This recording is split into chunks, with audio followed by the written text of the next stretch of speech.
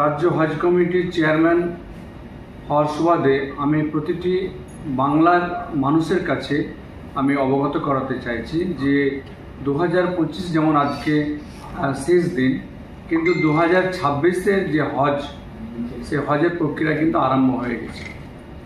সে হজ আগামী 31শে জুলাই কেন্দ্রীয় হজ কমিটি তার ফর্ম জমা দেওয়া বা অ্যাপ্লিকেশনের ক্ষেত্রে শেষ দিন রেখেছেন আর কি। হয়তো আমরা আরও হয়তো কয়েকটা দিন পেতে পারি, কিন্তু আমরা 31 জুলাইকে সামনে রেখে চলব। আমরা সমস্ত হজ কমিটির আমাদের সদস্য সেই সঙ্গে ইউ সাহেবকে নিয়ে আমরা যে চিন্তা ভাবনা করেছি, যে পরিকল্পনা করেছি যে হাজি এবং হাজিন ভাই বোনদের সংখ্যাটা আমাদেরকে বাড়াতে হবে। যে সংখ্যাটা আমাদের কেন্দ্রীয় হজ কমিটি যে কোটাটা দিচ্ছে, আমরা চেষ্টা করব ইনশাআল্লাহ যেন ওই জায়গাটা আমরা পৌঁছতে পারি।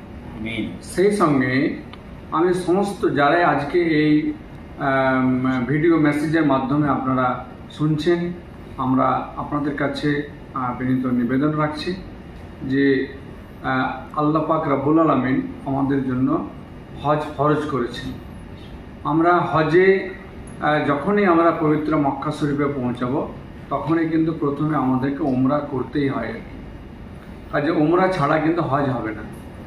সেই ক্ষেত্রে আমি সর্বস্তরের মানুষের কাছে আমি আহ্বান জানাচ্ছি যে তিনারা যেন এই ব্যাপারে এগিয়ে আসেন, যেন আমরা বাংলার যে কেন্দ্রীয় হজ কমিটি যে কোটা দিয়েছে সেই কোটাটাকে আমরা ফুলফিল করতে পারি।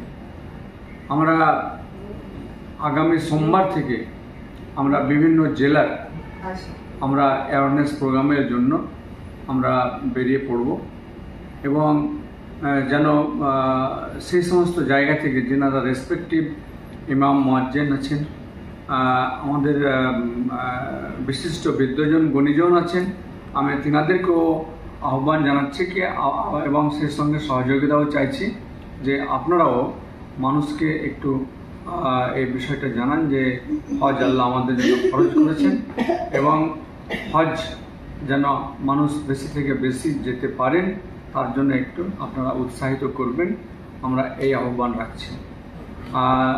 আজকে আমরা হজ কমিটির সমস্ত সদস্যই বলতে পারা যায় বেশিরভাগটি আমরা উপস্থিত রয়েছি আর কি। কাজে এই আগামী দিনের যে উদ্দেশ্য 2026 হজকে সে সফল করার জন্য আমি সকলের সর্বতোভাবে সহযোগিতা চেয়ে আমি আমার আহ্বান রেখে শেষ করছি।